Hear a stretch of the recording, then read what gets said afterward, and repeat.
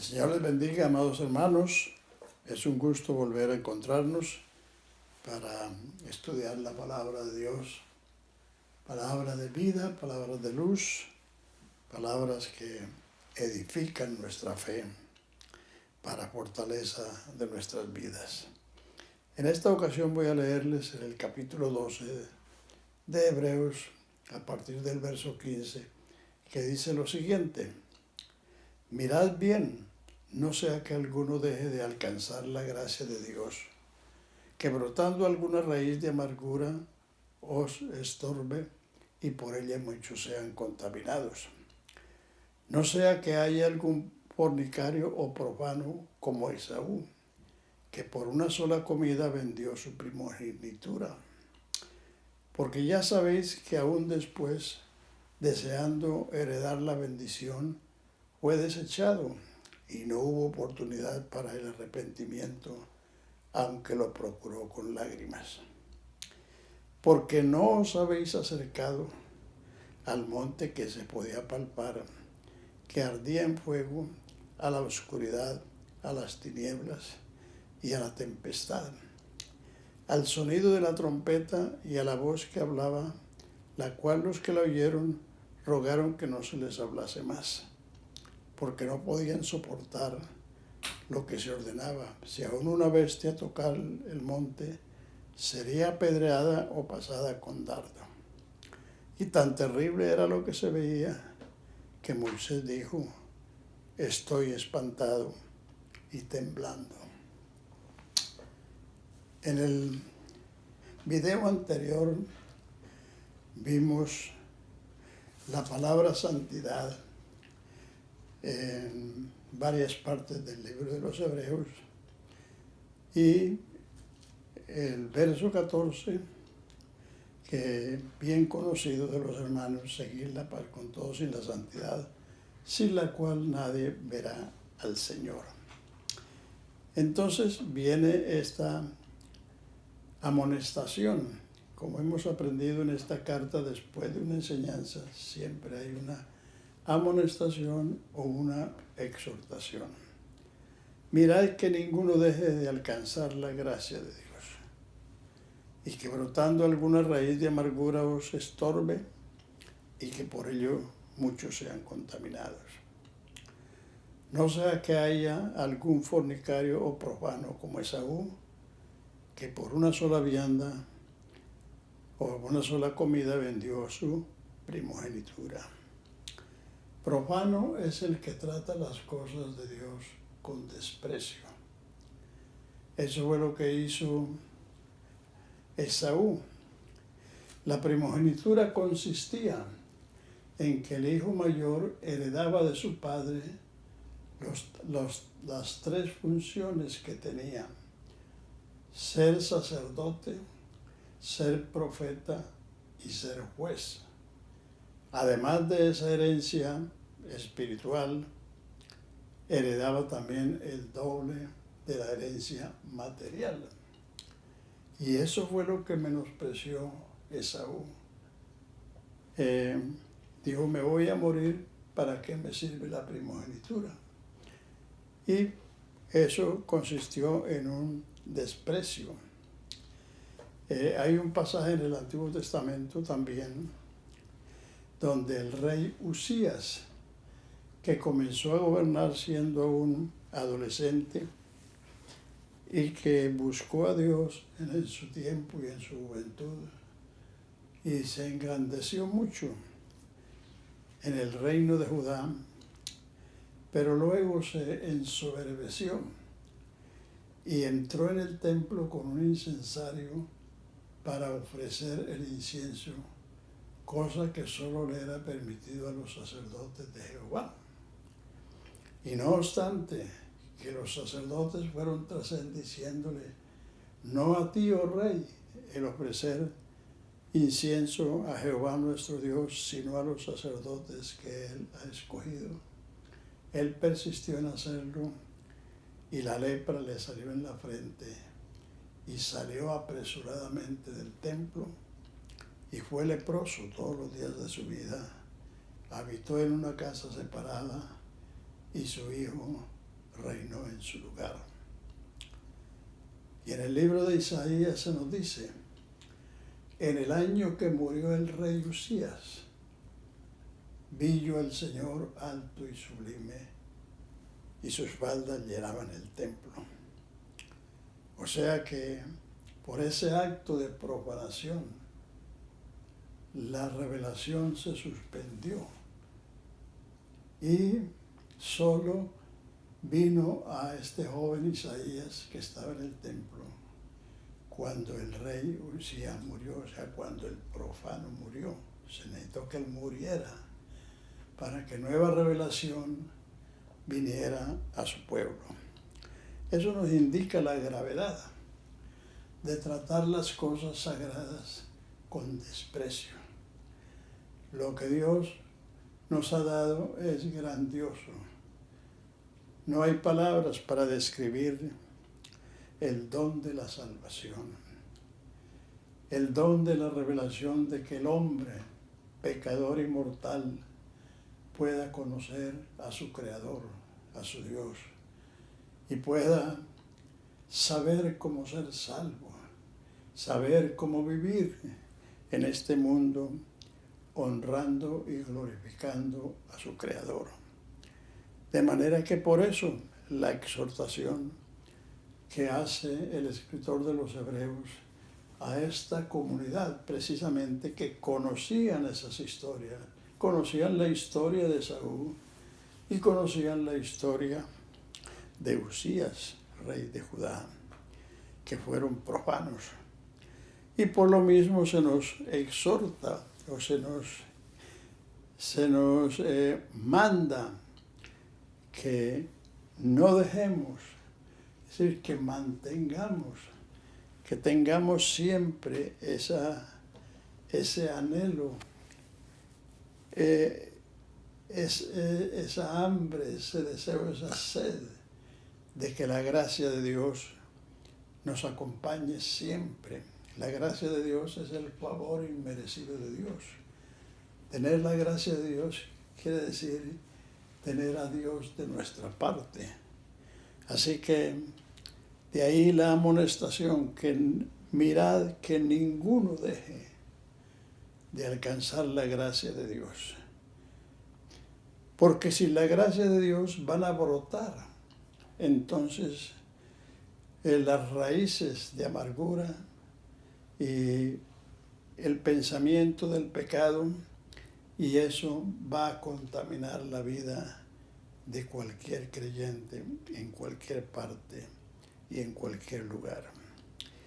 Así que esa exhortación nos invita a tener máximo cuidado, a ser temerosos de Dios, que la gracia de Dios no se aparte de nosotros. Y el verso 18 nos dice, porque no os habéis acercado al monte que se podía palpar. La antigua versión dice, porque no habéis llegado. Llegar es una cosa y acercarse es otra cosa. O sea que la antigua versión la dice más vehementemente, porque no habéis llegado al monte que se podía palpar y que ardía en fuego, a la oscuridad y a las tinieblas y a la tempestad, al sonido de la trompeta y a la voz que hablaba, la cual los que la oyeron rogasen que no se les hablase más, porque no podían soportar lo que se ordenaba. Si en una bestia tocara el monte, sería apedreada o pasada con dardo. Y tan terrible era lo que se veía que Moisés dijo, estoy espantado y temblando. Como sabemos, esta carta no está hablando a Israel, sino a los cristianos israelitas, a los que, como dijimos desde el principio, fueron bautizados en el día de Pentecostés, a los 5,000 que se añadieron posteriormente, a la multitud de los discípulos que hablan los primeros 6 capítulos del libro de los Hechos. Entonces nosotros los cristianos no nos hemos acercado y menos llegado a aquel monte a la que sí llegó Israel, el monte de Sinaí, que como ya se ha dicho, los que oyeron la voz que Dios habló con voz de trueno desde ese monte, que temblaba, que ardía, dijeron, no hable Dios con nosotros porque no muramos. Le dijeron a Moisés, habla tú con él y nosotros te oiremos a ti. Entonces nosotros no hemos ni acercado ni llegado a aquel monte, porque eso fue el pacto de la ley con Israel, que eso fue allí en el monte Sinaí. Y el verso 22 nos dice a dónde sí nosotros los cristianos nos hemos llegado, sean hebreos o sean gentiles, sino que os habéis acercado. Repito que la antigua versión dice habéis llegado. Y esto suena más evidente o más diciente, porque realmente los cristianos nos hemos llegado a este otro monte que se dice aquí, sino que hoy habéis llegado al monte de Sión, a la ciudad del Dios vivo, a Jerusalén la celestial, a la compañía de muchos millares de ángeles, a la congregación de los primogénitos que están escritos en los cielos, a Dios el juez de todos, a los espíritus de los justos hechos perfectos, a Jesús el mediador del nuevo pacto y a la sangre rociada que habla mejor que la de Abel. A esta esperanza gloriosa y bendita nos hemos llegado nosotros los cristianos. Precisamente algunas personas preguntan, bueno, cuando uno se muere, ¿a dónde va? Algunos cristianos en los funerales dicen, bueno, ya este hermano o esta hermana que durmió en el Señor ya está caminando en las calles de oro en el cielo. Pero eso no es cierto. Cuando una persona muere, su espíritu, que es el que va a Dios, se ha llegado a esta compañía, a la ciudad del Dios vivo, a Jerusalén la celestial, a la compañía de millares de ángeles, a la congregación de los primogénitos que están inscritos en los cielos, a Dios el juez de todos y a los espíritus de los justos hechos perfectos. O sea, cuando un hermano o una hermana duerme en el Señor, pasa a ser parte de esta compañía celestial, pero no corporalmente, sino en espíritu, porque el espíritu es el que vuelve a Dios. El salmista dijo, en tus manos encomiendo mi espíritu. Eclesiastés 12:7 dice, el polvo va al polvo como era, y el espíritu vuelve a Dios que lo dio. El Señor Jesús en la cruz dijo, Padre, en tus manos encomiendo mi espíritu. Esteban dijo, Señor Jesús, recibe mi espíritu.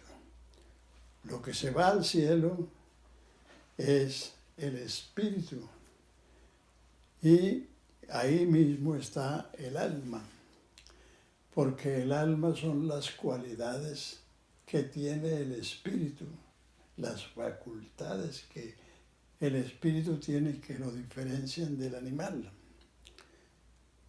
El alma es la inteligencia, la razón y la voluntad.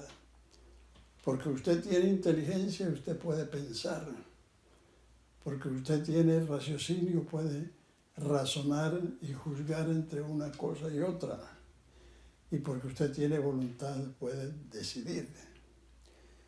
El alma son esas cualidades o facultades que tiene el espíritu del hombre, y cuando el espíritu vuelve a Dios, vuelve con su alma, o sea, con sus facultades, con sus cualidades.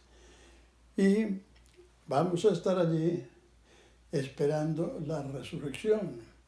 Entonces, cuando venga la resurrección, es cuando se recibe la recompensa.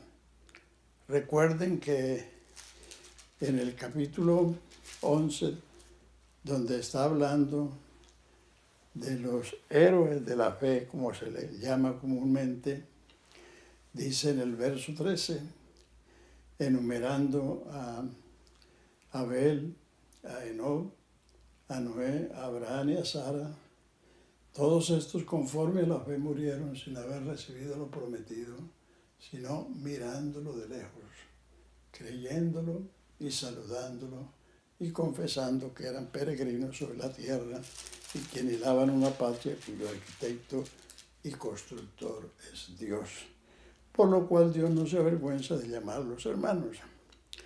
Y los últimos 2 versículos de Hebreos 11 dice: todos estos, aunque alcanzaron buen testimonio mediante la fe, no recibieron lo prometido, proveyendo Dios alguna cosa mejor para nosotros, para que no fuesen ellos perfeccionados aparte de nosotros.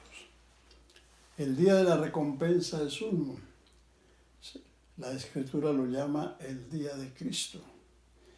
Ese es el día en que los muertos en Cristo resucitarán primero y seremos transformados para ir a recibir al Señor.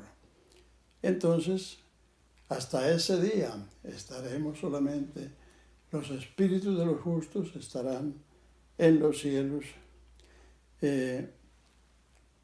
habiendo llegado a una mejor esperanza, a un mejor monte, no al monte que temblaba y ardía y tronaba, porque los que oyeron tal cosa no quisieron que se les hablase más, sino que hemos llegado a este monte de Sión. Dice el Salmo, ama Jehová el monte de Sión más que todas las moradas de Jacob, porque allí estaba el templo y allí estaba su residencia. Entonces el monte de Sión es símbolo de lo que es la iglesia.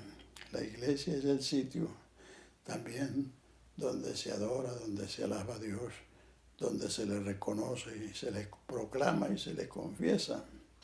Así que, por eso, hermanos, no hay temores ni angustias ni desesperación cuando un hermano o una hermana duerme en el Señor o se va a su descanso, como dice Apocalipsis. Bienaventurados los muertos que mueren en el Señor, porque descansarán de sus trabajos y sus obras con ellos siguen. Si ya está sufriendo una enfermedad o pasando por una vida dura, van a descansar de eso, pero su labor, lo que hicieron en su vida, continúa para el día de Cristo, cuando recibiremos la recompensa. Así que, hermanos, sí sabemos a dónde vamos cuando una persona parte de esta tierra, y sabemos que va a esperar el día de la resurrección, como bien los enseñan las Escrituras. Y entonces viene también la amonestación, el verso 25. Mirad que no desechéis al que habla, porque si no escaparon aquellos que desecharon al que los amonestaba en la tierra, mucho menos nosotros si desecharemos el que amonesta de los cielos. La voz del cual conmovió entonces la tierra, pero ahora ha prometido diciendo, aún una vez y conmoveré no solamente la tierra, sino también los cielos. Y esta frase Aún una vez indica la remoción de las cosas movibles como de cosas hechas para que queden las inconmovibles. Así que recibiendo nosotros un reino inconmovible, tengamos gratitud y mediante ella sirvamos a Dios, agradándole con temor y reverencia, porque nuestro Dios es fuego consumidor. Alabanzas al Señor Jesús. Así que, hermanos, así concluimos este capítulo 12 y qué bueno que si usted no sabía dónde están sus parientes que han muerto en la fe, ya lo sabe. Y si mañana o pasado mañana nos tocan, nos ponen la pijama de madera, ya sabemos a dónde vamos a llegar y en qué posición vamos a estar hasta que venga la mañana gloriosa de la resurrección. Dios les bendiga y la próxima semana nos veremos en una nueva meditación de la palabra de Dios. Dios les guarde.